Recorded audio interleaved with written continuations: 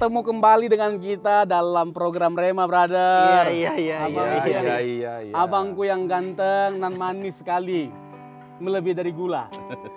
Kali ini kita ada di ruang terbuka, brother. Dan keren banget ya. Keren ya. Inilah bukti dari kemakuasaan Tuhan, kebaikan Tuhan. Kita menikmati alam ini. Waduh, makin mantap sedap. lah. Makin sedap. Makin mantap. Diskusi yang mau kita lakukan. Makin paten. Iya. Pokoknya Tuhan baik sekali Nah, sama sekarang kita. kita mau ngomong apa nih sekarang? Nah, ini dia. Ini yang mau agak dingin begini yang kita bahas itu hal-hal yang agak berat lah. Aku kali ini nggak datang dengan skeptis, nggak datang aku dengan meragukan, tapi aku sih dari pengamatan aku selama aku jadi orang Kristen ya, aku lihat hal yang paling urgent, apalagi kalau sebagai pengikut Kristus ya, adalah kedewasaan rohani. Kalau ada istilah bilang dewasa itu pilihan, tua itu pasti. Itu perlu kita bahas gitu. Yang itu kayaknya penting sekali untuk kita bahas. Perlu. menarik. Coba bagaimana brother bisa mendeskripsikan apa itu kedewasaan rohani lah? Membahas isu kedewasaan rohani dan memperkarakannya adalah hal yang sangat-sangat substansial, sangat urgent. Bagaimana supaya kita menjadi seorang yang dewasa rohani lebih penting, jauh lebih penting dari apapun. Jauh lebih penting dari kita membahas bagaimana cara kita menjadi kaya, dari bagaimana kita supaya punya keluarga yang baik, ekonomi yang baik. Oh ya? Karena ya ini bukan tidak penting semuanya, bukan tidak penting, bukan tidak bisa, bukan tidak boleh. Tetapi ketika kita mempersoalkan urusan kerohanian kita, bagaimana kita berjuang supaya kita punya kerohanian yang baik, hal ini akan mengikuti, ya kan? Kita akan juga berjuang supaya punya keluarga yang baik, finansial yang baik. Karena orang yang sungguh-sungguh percaya Yesus, sungguh-sungguh dewasa rohani, nggak mungkin malas. Dia akan berjuang, terlepas nanti dia menjadi seorang yang dipercayakan Tuhan, banyak harta, itu masalah belakangan. Tetapi dengan dia dewasa rohani, dia akan bisa dengan benar memandang semuanya. Dia bisa memandang dengan benar semuanya. Ketika dia kaya ataupun miskin, dia tidak akan menjadi jahat. Ya kan? Abang ngerti nggak ini? Menjadi dia kaya, dijelaskan ini bang. ini dia brother. Menjadi kaya, ya kan, tidak menjadi sombong. Ya. Menjadi miskin, tidak menjadi terhina. Ya. Karena kaya atau miskin bukanlah tolak ukur dari kita ini hina atau mulia. Dan kaya dan miskin itu bukanlah topik yang penting banget. Ya. Karena gini, tadi kan ketika kita menjadi Kristen, hal yang utama yang kita perlu persoalkan adalah bagaimana kita menjadi pribadi yang berkenan di hadapan Tuhan. Melebihi dari apapun. Seharusnya nih bang, kalau kita sudah memilih menjadi Kristen, sederhananya definisinya seperti ini. Kita harus mau menghidupi kehidupan yang diperagakan atau ditunjukkan oleh Tuhan Yesus. Oke. Bagaimana kehidupan yang diperagakan atau ditunjukkan oleh Tuhan Yesus? Nggak usah jauh-jauh lah ya. Contoh, kita misalnya tadinya suka marah, emosi, sombong, tidak sabar, egois, kejam, tidak adil. Yang sombong-sombong di rumah, aduh nggak dewasa rohani. Tapi kita yakin semuanya adalah orang-orang yang mau sama-sama berjuang. Jadi orang yang mau belajar itu yang bisa didewasakan. Ya kan? Jadi inilah yang harus kita perkarakan. Inilah yang harus kita perjuangkan. Melebihi dari apapun. Melebihi dari apapun. Kenapa orang bisa sekalipun Kristen bisa rusak? Karena dia nggak merenungkan dan memperkarakan hal ini dengan dalam. Ya kan, justru hal-hal yang tidak mutlak dalam kekristenan itu yang dipersoalkan. Apa bedanya kita dengan orang dunia seperti ini bang? Contoh nih, seperti bagaimana menjadi kaya. Iya, bukan salah sih jadi kaya, bukan dosa sih. Tapi kan banyak kita lihat pengajaran-pengajaran bagaimana menjadi kaya, bagaimana 9 langkah menjadi sukses, kan gitu. Nah, seperti itu. Itu khotbah abang dulu. Itu cari-cari orang lain. Apakah itu khotbah bisa abang. mendewasakan umatnya atau apa gimana? Ya, gini, kalau masalah itu Baru kali ini. mendewasakan Baru 2 umatnya. kali. Iya. Baru hari ini sama yang episode kemarin. Baru pertanyaan abang ini tajam. Apakah khotbah seperti itu, apakah Nah. pengajaran seperti itu Bisa bisa mendewasakan. mendewasakan. Oh, ini menarik sekali ya. Ya kan? Kayak wajahnya abang ini kan. Tapi sebelumnya perlu kita tegaskan bahwa kita nggak anti kekayaan, Ya. nggak anti sukses, Iya, nggak anti iya. kemakmuran, sama sekali nggak. Nggak boleh kita jadi anti kaya, karena kalau mau saya tanya nih, abang mau kaya nggak? Pasti mau kaya. Pasti mau lah. Ya kan? Atau abang mau miskin? Pasti semua mau kaya lah. Ya, pasti. Ya kan? Tetapi seandainya kita tidak kaya, hidup kita pas-pasan, apakah kita mau kecewa sama Tuhan? Oh ya. Itu yang kita harus perkarakan, itu yang kita harus persoalkan. Nah, itulah ciri-ciri dari orang yang dewasa rohani. Nggak mudah ngambek, nggak mudah marah sama Tuhan, nggak mudah kecewa sama Tuhan. Gitu loh. Nah, itulah pentingnya kita membahas topik ini, Bang. Supaya kita menjadi orang Kristen yang dewasa menyikapi segala sesuatu, yang dewasa memandang segala sesuatu, orang yang dewasa rohani akan dewasa menyikapi masalah, akan dewasa menyikapi kesalahan orang lain. Nah, ini yang saya bilang tadi, hal yang paling esensial yang harus diperkarakan melebihi dari apapun. Nggak mungkin nggak berjuang kita bagaimana supaya punya ekonomi yang baik atau keluarga yang baik kalau kita sudah memperkarakan bagaimana punya kepribadian yang baik. Kita dewasa rohani. Pasti itu semua kita akan perkarakan. Cuma Bang. begini, brother. Dewasa rohani kan kayak ada nggak hubungannya dewasa rohani sama dewasa mental? Bisa nggak? Kan kadang-kadang orang pelayanan sudah lama, 10 tahun. Berisik kali nih. Suara anak-anak dari mana ini? Astaga Tuhan. Jadi hilang apa yang aku pikirkan barusan gara-gara anak-anak ini. Mudah-mudahan nggak kedengaran ya. Aduh. Cepat. Nah, apa tadi? Iya, harus cepat-cepat brother, berarti sebelum terganggu nanti. Apa tadi ya? Oh iya. Dewasa mental. Dewasa sama mental. rohani. Ya. Kan kadang-kadang kita lihat ada pula ya orang yang bilang sudah melayani Tuhan, tapi dibanding orang yang tidak percaya Tuhan, lebih dewasa itunya keputusan-keputusan hidupnya dibanding orang yang katanya dia sudah melayani Tuhan. Oh, sama orang yang tidak melayani Tuhan. Iya, itu kenapa bisa maksudnya apakah orang yang dewasa rohani itu dia harus melalui dewasa mental dulu kah atau kan memang dia bisa langsung jadi dewasa rohani? Oh. Ngerti nggak pertanyaan aku? Aku pun nggak ngerti nih apa yang aku tanyakan sebenarnya. Kita mencoba untuk meresapi. Aku pun nggak ngerti kenapa dia bisa ngomong gitu. Ya udah, nanti ini menarik nih untuk kita Oke, diskusikan lagi, yang kita ulas ini. Iya. Ya kan? Ya, apakah dewasa mental sama dewasa rohani itu sama satu paket? Nah, ini Nah, perlu itu dibahas. dia. Apakah seorang yang pelayanan, seorang yang melayani Tuhan, seorang pelayan atau hamba Tuhan otomatis dewasa rohani dibandingkan dengan mereka yang tidak pelayanan?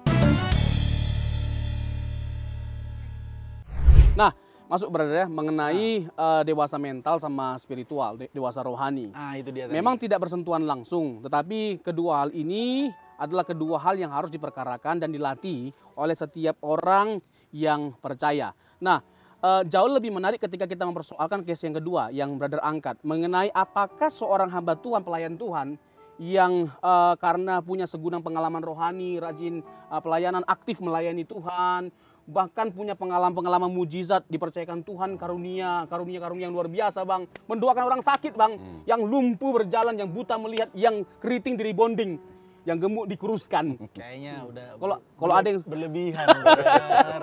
kayaknya kalau ada Biar mujizat, aja aku yang sama Bang Boin yang berlebihan, jangan brother. bukan. Kalau sampai ada mujizat yang gemuk dikuruskan, nanti Abang Boy yang pertama kali maju. Altar call. Langsung kepala Dia dikasih. nggak merasa ya kan? Udah, brother. Nanti hilang apa yang ada di Aku kepala bukan nggak brother. merasa, Bang. Soalnya di belakang Abang ada aku, Bang. Jawab Oke, Bang, terus pertanyaan itu. lanjutkan. Kalau kita membahas hal itu, kita harus hati-hati. Karena jangan sampai kita dikesankan menghakimi.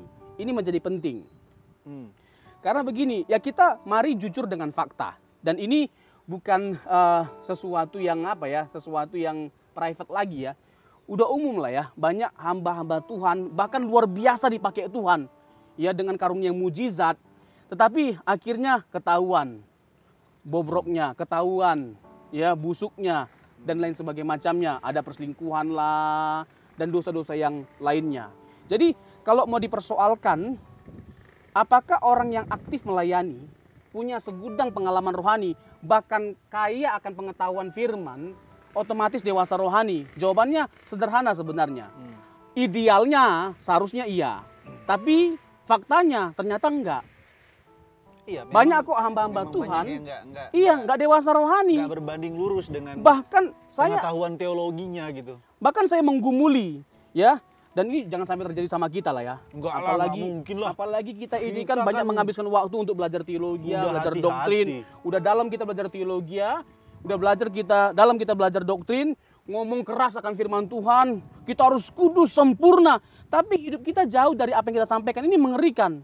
Ya kan, kita hanya tajam dalam berdiskusi tapi tumpul dalam bertindak. Ini sesuatu yang sangat mengerikan. Ngeri kali. Hanya pintar ngebacot bang kalau bahasa zaman sekarang. Bukan cuma mengerikan, ngeri kali. Iya. NATO ya kan, NATO. NATO, no NATO. action. Talk only ya kan. Oh, ngeri kali bahasa Inggris abang. Ngeri. Ay, Waduh, makin Tapi setelah itu ada tinggi. lagi nggak speak abang yang lainnya? Nggak, berbicara tentang kedewasaan tadi, Ah, terus kan ada Matius 7 ayat 21 sampai 21 sampai 23. 23. Bukankah Orang yang berseru-seru kepada Tuhan udah buka-buka itu yang masuk ayat surga. sekarang Nah, abang berarti ini. orang yang berseru-seru kepada Tuhan? berseru-seru ya. Bukankah kami menyembuhkan demi Ya, namamu? menyembuhkan Mengusir setan Bukan dari setiap setan. orang yang berseru kepadaku Tuhan, Tuhan Iya. akan Akan diselamatkan. diselamatkan. Dia sudah bernubuat menyembuhkan orang, Ah, mengusir setan. Bahasa roh. Tapi Tuhan bilang Musuh setan kan? iya, Hebat kan? Hebat kan? Dalam nama Yesus setan keluar. Iya. Kalau kau nggak keluar, aku yang keluar. Ngeri kali ini. Nah itu gimana? Hanyalah Iya. engkau si Itu- pembuat kejahatan Iya. kan. Itu menjadi sebuah peringatan yang keras bagi setiap kita itu. hamba-hamba Tuhan. Apalagi mereka yang dipercayakan Tuhan dengan karunia mujizat. Kesempatan dia untuk sombong bermegah diri itu besar bang. Tuh kan, aku hebat diurapi oleh Tuhan. Aku baru begini aja langsung semuanya tumbang. Padahal belum tentu karena urapan, bisa aja karena hosa. Nafas bang, baru makan jengkol. Ngomong dekat begini ya tumbang dia bukan karena urapan. Ini yang orang-orang Sulawesi pasti tahu hosa. Bukan hosana ya, hosa. Sumatera juga. Sumatera juga hosa ya? Hosa. Iya, hosa. Nafas. Iya. Pop jengkol. Nah, ini menjadi peringatan keras bagi setiap kita bahwa tidak otomatis hanya karena punya pengalaman pelayanan luar biasa, punya karunia-karunia mujizat, langsung diperkenankan oleh Tuhan. Ini peringatan. Iya. Kita bukan bermaksud untuk menghakimi, ini firman Tuhan yang ngomong. Bukan setiap orang yang berseru-seru kepadaku, kepada Tuhan akan diselamatkan. Tetapi siapa? Mereka yang melakukan kehendak Kehendak Bapa. Bapa. Kita mengatasnamakan diri kita sebagai hamba Tuhan, sebagai pelayan Tuhan, sebagai anak Allah. Tapi hidup kita, karakter kita, jauh dari status kita. Seharusnya kita harus bisa lebih menunjukkan bahwa kita anak Allah lewat perbuatan kita, hidup kita. Di mana perbuatan kita harus berbicara lebih keras daripada kata-kata kita. Nah ini menjadi pekerjaan berat dari hamba-hamba Tuhan. Pekerjaan terberat dari seorang hamba Tuhan adalah menjadi teladan. Bukan bagaimana membangun pelayanan yang hebat, ministry yang hebat, membangun gereja yang hebat. Pekerjaan terberat yang harus diingat oleh setiap kita yang melayani Tuhan sebagai hamba Tuhan adalah bagaimana menjadi role model, menjadi teladan. Kalau kita tidak berjuang di sini, berhenti jadi hamba Tuhan. Jangan jadi hamba Tuhan. Sebab apa? Sebab kita hanya akan menyakiti orang banyak. Kita menipu orang banyak. Pakai firman Tuhan untuk memenuhi apa yang menjadi keinginan kita, kepentingan kita. Kita tutupi semuanya ini, kita tutup bungkus dengan kerohanian. Padahal kita punya kepentingan, punya keinginan. Ngeri. Kalau bicara tentang kedewasaan rohani ya, aku itu sering kali memperhatikan ya. Ada beberapa rekan atau ada hamba Tuhan. Jago kali nih dalam hal misalnya konseling. Oh, dia mengkonselingin orang, dia membalut orang, dia ngomongin ayat, ngomongin firman Tuhan, ngomongin pengalaman hidup. Tapi nggak tahu ya, Tapi nggak jahat. taunya ketika dia mengalami masalah, rapuh. malah dia yang seolah-olah tidak bertuhan, Wah, ini tidak menarik. punya pengharapan. Ini menarik nih. Ada banyak situasi di mana kita ngelihat, kok seperti ini? Nggak, itu yang aku tadi bilang. Tidak berbanding lurus dengan pengetahuan teologi yang dia Dengan miliki. apa yang diajarkan. Kan sebetulnya kan orang yang punya pemahaman tentang firman, itu dia akan ketika menghadapi masalah, pasti dia akan menyikapi dengan kedewasaan rohani. Itu kan idealnya. Ya, Tapi faktanya kita temukan banyak orang, atau ini kita spesifik saja, orang yang sering kali menasehati orang, konselingin orang, tapi di saat dia ada masalah, malah dia yang paling hancur, paling nggak bisa mengatasi masalah tersebut. wah. Itu sebetulnya apa ya? Kita mau menjelaskan itu secara teologis sebetulnya apa yang terjadi dengan orang ini gitu. Ya. Ini memang apakah ukuran hatinya kah atau batinnya kah atau apa gitu? Ya. Aku mencoba untuk mencari jawaban, tapi aku pengen dengar dari brother sama Bang Ini Boy. sih ini sih case penting sekali untuk dijawab. Tapi yang lebih urgent dan lebih mengerikan itu nanti tolong ingatkan saya brother dengan case ini. Yang lebih mengerikan itu adalah ketika kita merugikan orang lain. Kita merugikan orang lain atau seperti yang saya katakan tadi, kita sudah ngomong hal-hal yang bersifat rohani, udah kudus sekali lah perkataan kita, obrolan kita sama itu orang. Ternyata hidup kita tidak kudus. Nah ini yang mengerikan sebenarnya. Kasus ini mengerikan. Jadi ada orang yang tanya sama saya begini Bang. Jadi saya nggak perlu sebutkan namanya. Karena ini cukup terkenal. Bahkan sangat terkenal. Inisialnya B. Hah? Inisialnya B. Boin dong. Aduh, kalau abang aku ini Ya, memang jadi panutan. lanjut. Jadi teladan. Lanjut. Iya bangnya. Dalam hal apa dulu jadi teladan. Nah, jadi saya ditanyakan, itu kan hamba Tuhan luar biasa. Banyak dalam tanda petik memberkati orang. Pelayanannya, khotbahnya, pengajarannya, seminarnya, debatnya, diskusinya, itu benar-benar mencerahkan pikiran orang banyak Bang. Dan banyak orang bahkan yang skeptis, yang ateis, yang non-Kristen, itu menjadi Kristen hanya karena pelayanan dia. Berarti kita dapat simpulkan, luar biasa sekali ini orang. Dengan segala pengetahuan, segala talenta, kemampuan, kapabilitas yang Tuhan percayakan sama dia. Ini luar biasa sekali. Tapi tahu nggak pada akhirnya, banyak orang yang akhirnya kecewa. Karena apa? Didapati ini hamba Tuhan bobrok secara mental, bobrok secara moral. Moralnya rusak sekali, parah. Dan ini mengejutkan orang banyak. Bahkan orang-orang, nggak sedikit bahkan teolog yang ngefans sama dia. Termasuk saya ngefans sama dia. Jadi intinya brother mau Saya ditanya sampaikan apa? begini, bagaimana Pak ya Bapak menyikapi orang-orang yang jadi Kristen, bahkan diberkati, akhirnya kecewa karena mendengar isu yang enggak-enggak dari hamba Tuhan itu. Saya bilang, yang membuat kita kecewa itu adalah diri kita sendiri. Di mana kita punya motivasi yang salah. Seharusnya apapun tidak akan membuat kita menjadi kecewa dan mundur. Kalau kita mendasarkan kekristenan kita pada fondasi yang benar. Pada hal yang benar. Apa itu?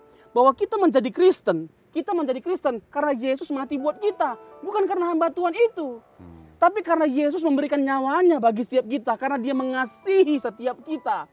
Nah kalau ini menjadi fondasi dari kekristenan kita, dari iman kita, apapun tidak akan pernah bisa menggoyahkan iman kita.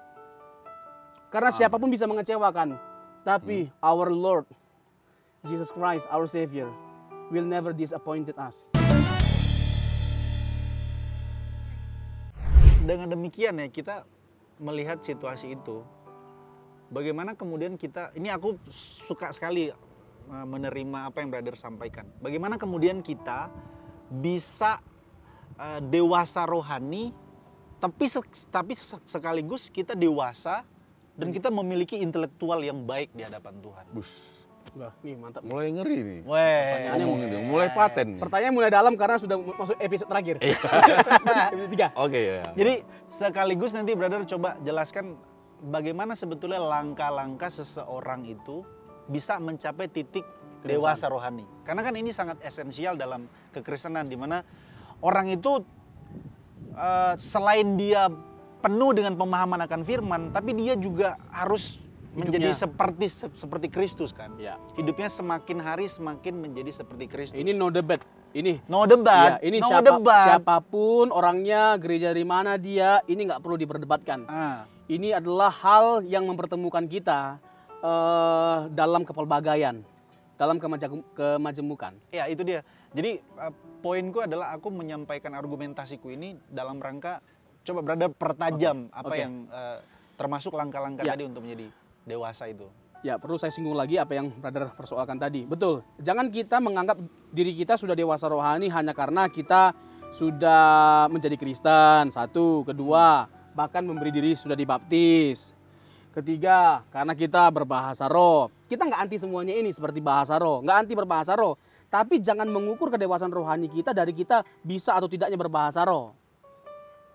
Dan hal yang paling diburu sebenarnya bukan bahasa roh, tapi buah roh. Karena buah roh itulah yang menjadi ukuran kita dewasa rohani. Aku setuju. 9 buah roh itu kan. Iya, Galatia 9 tapi 8 nih. Ini berapa? Ini begini brother. Gitu. Iya, Galatia 5 ya. Oke brother, Ayat- coba iya, coba. Langsung ayat 22, percepat brother. Ini 22, durasi. 23. Nah, jadi sekali lagi nih ya, perlu nanti takut ada yang salah menyimpulkan. Kita bukan anti berbahasa roh. Tetapi ingat, jangan pernah menganggap bahwa bahasa roh itu adalah ukuran kedewasaan rohani. Bahkan sampai ada yang mengajarkan kalau nggak bahasa roh nggak selamat. Nggak, itu nggak alkitabiah. Alkitab nggak pernah menyinggung itu. Tetapi bukan berarti bahasa roh itu salah atau tidak penting. Karena jelas kan, nanti kita singgung itu di 1 Korintus pasal 12, 1 Korintus pasal 14, Roma pasal 12, Efesus pasal 4. Banyak sekali nih konteksnya. Kalau kita mau bahas semua, kita nggak punya cukup waktu, sama nggak punya cukup ilmu. Jadi, lihat di ilmu.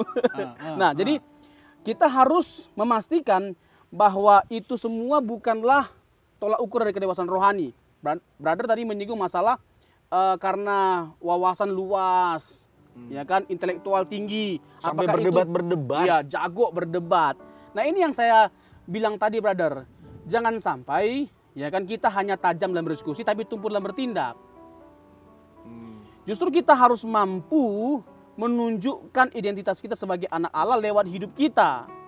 Ya udahlah, bukan salah punya wawasan yang dalam, bukan salah mempunyai doktrin yang tajam, ya kan, sampai tajam sekali, sampai nggak ada celahnya untuk disalahkan, bukan salah, gitu loh. Tetapi jangan menganggap hanya karena kita sudah punya kemampuan bernalar yang tajam, ilmu yang tajam, lalu kita menganggap bahwa kita sudah dewasa. Faktanya gampang sekali kita bilang orang goblok, setan, hanya karena berbeda. Padahal perbedaan adalah sebuah keniscayaan yang sampai kapanpun akan tetap ada. Perbedaan adalah sebuah keniscayaan. Oke. Dan jangan menganggap bahwa perbedaan itu membuat jadi tidak indah hidup ini. Justru perbedaan itu membuat indah hidup ini. Coba bayangkan, coba abang main. Kalau kunci A aja. A aja bang, ini kunci A bang. Diri. D aja terus bang, indah nggak? Coba kita dengarkan. Terus. Begini 10 menit, indah nggak? Tapi karena ada banyak ya chord, ya kan, beda-beda chordnya jadi indah. Coba 1, 2, 1, 3, 5 bang. Sadar, ngeri kali. Jadi indah. Apa poin yang berada mau sampaikan dari sini? Maksudnya, jadi perbedaan itu bisa menciptakan harmonisasi. Ya kan? Harmonisasi yang indah gitu. Nah, harmonisasi itu bisa terwujudkan dalam perbedaan ketika ada toleransi. Toleransi akan kehilangan makna kalau nggak ada perbedaan. Oke. Gitu loh.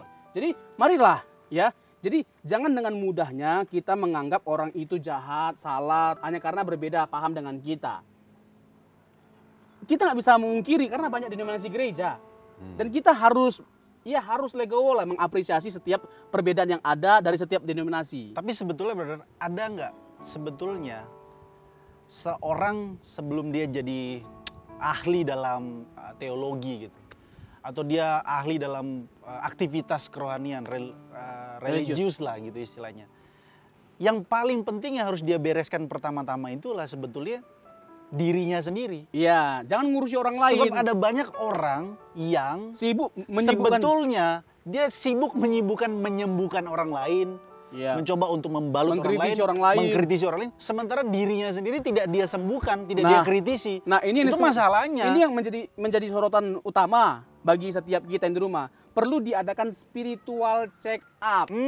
Bukan hanya jasmani yang di check up, tapi juga spiritual. Karena apa? Itu nggak kalah mengerikan. Kalau kita punya monster dalam diri kita, itu tinggal tunggu waktu aja nanti itu bisa meledak. Buar! Iya kan? Misalnya, ya gampang itu melihat orang benar-benar sudah dewasa rohani atau tidaknya. Ketika dia ada masalah, ketika dia lagi marah, ketahuan itu semuanya. Ya kan? Tiba-tiba bisa kata-kata kasar keluar. Ya, semualah itu pokoknya. Nah, jangan sampai hal itu terjadi bagi setiap kita. Dan manusia ini kan paling pintar kalau hipokrit. Tahu nggak hipokrit? Munafik. Wow, di depan halus haleluya, puji Tuhan, shalom, glory. Tapi di belakangnya. Aku nggak suka sama si Bang Boy ini itu. Memang dia itu orangnya memang Bang Boy semua di ngomongin dari belakang.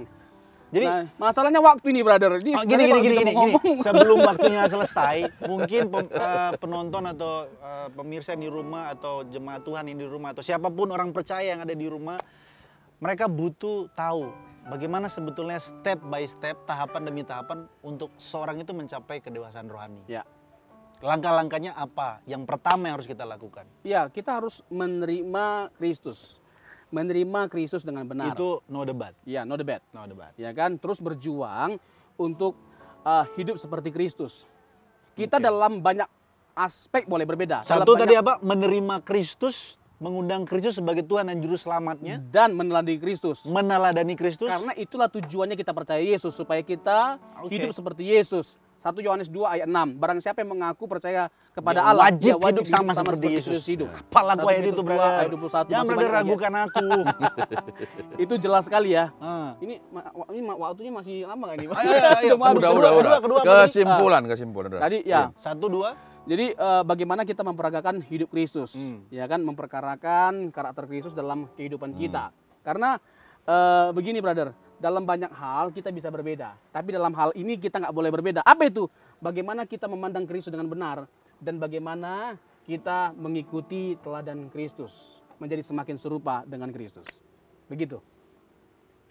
Nah, ini mau nggak mau harus close memang. Nggak enak kalau nggak ada nyanyinya, Nah, brother. seperti biasa. Seperti biasa. Lagu ini sih bagus banget ya. Coba kasih dulu yang terbaik buat pemirsa di rumah lewat pujian kita ya kan. Haleluya. Ku berikan hatiku dan jiwaku, semuanya bagimu di dalam hidupku, di setiap waktu. Nyatakan jalanmu, ku berikan hatiku dan jiwaku, semuanya bagimu di dalam hidupku, di setiap waktu. Nyatakan jalanmu,